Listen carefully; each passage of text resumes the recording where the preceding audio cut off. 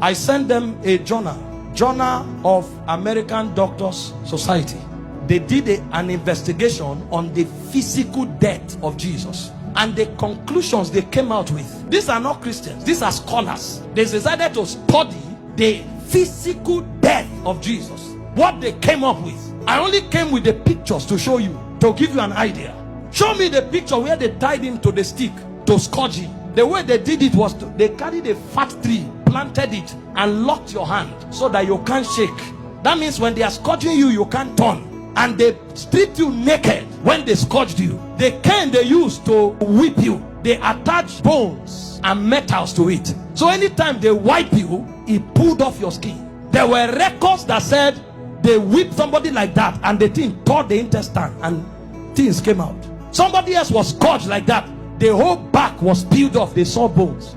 That's how the thing enters. They whip you and tear your skin. So every time they wipe you, if they pull it, your skin comes out. So that when they finish beating you, because of the volume of fluid you will lose, you will die of taste. If you don't die of heart failure.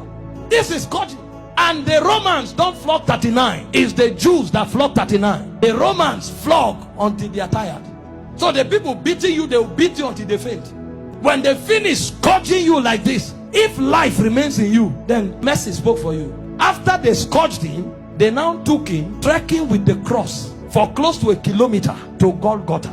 He lost so much weight that short journey he fell 3 times. He couldn't walk, and nobody would give him anything to drink. Historian said when his face was wiped, blood stains crested the mark of his face on the handkerchief. Everywhere was bleeding. Can I show you the scripture that described this punishment? Isaiah 52 verse 14. When they finished beating Jesus, that alone would have been enough. See the way Isaiah 52 verse 14 described him after he was scourged. It said, just as many were appalled. You know the word appalled? The highest level irritation. When you saw him, you are like, what is this? You couldn't describe it. It said many were appalled at the sight of him. For so mad, you know the word mad? Disfigured. So disfigured was his appearance, like an object of horror. When he came out of the scourging, if you saw him, you thought he was an object of horror. And he said he no longer looked like a man. They literally disfigured him, and they didn't stop there. They now gave him the cross, carried it, and went to Golgotha. Then they began crucifixion. In crucifixion, they nail you at your wrist, because the idea was for you to hang there until you suffocate.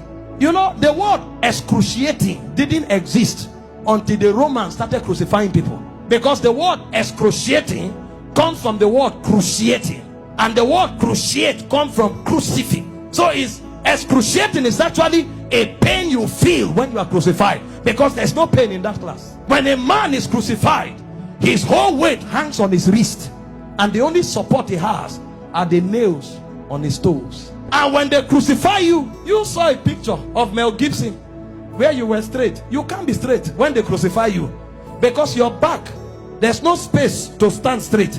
You have to turn sideways to hang, because this is how you hang. Your weight actually hangs on your wrist.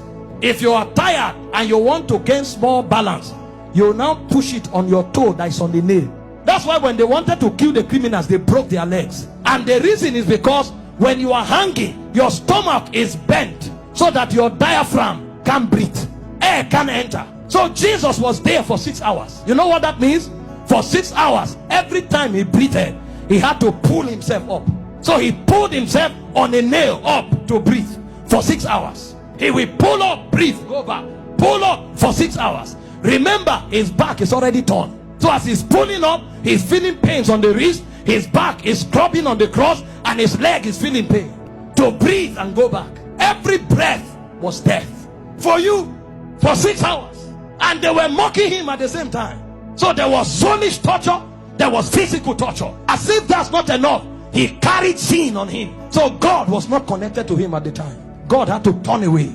So there was spiritual torture, soulish torture, bodily torture. So much so that he cried, Eloi, Eloi, lama sabachthani, my God, why hast thou forsaken me? It's like a disconnection between your spirit and your soul. So the man was no longer alive. He died in the spirit before he died in the natural. The level of pain. We don't know what was done for us in 6 hours. And guess what? His mother was there. Can you stand naked before your mother? This is the man that the mother saw do wonders. How come? Imagine when he looked at their faces. See what you'll be interpreting. Some are saying, why? How come? Why can't you do anything today? Then the Jewish people were mocking. Physician, heal yourself. Fake prophet, I thought you said you had miracles. Why don't you come down? The thieves that were on the cross, one was mocking him. So from everywhere. Meanwhile, all the sicknesses on earth were on him on the cross. You have cancer, you say it's painful. He had cancer, diabetes, hepatitis, all that day at the zenith. Because he carried sickness, he carried sin, and he carried the reproach of God. You don't know the reproach of God until you go to hell. So for those 6 hours, he was in hellfire. Until a point came when the price was paid. He looked up and said, I'm thirsty. They gave him vinegar. He said, no, that's not what I'm looking for. I'm looking for the river that flows from the throne of God. I'm looking for that which satisfies indeed. When they didn't have it to offer, he said, it is finished. And he said, Father, unto you I commit my spirit. I commit. Because they couldn't kill him. They couldn't kill. No, you don't kill him. This commandment I've received from my Father. I have the power to lay down my life and to take it up. So he felt all those pains, keeping his life inside him. He had the choice to give up the ghost early. But if he gave up the ghost before the scourging, the sacrifice won't be complete. That's where it is more painful. He had the power to say, no, now I depart. But he kept his life and suffered the pain. From the scourging, to the shame, to the reproach, to the embarrassment, to the flogging, to the crucifixion, until he checked and saw that the sacrifice was complete. Because he had the choice of letting you go to hell or of keeping you while he stays in hell. He chose to stay in hell.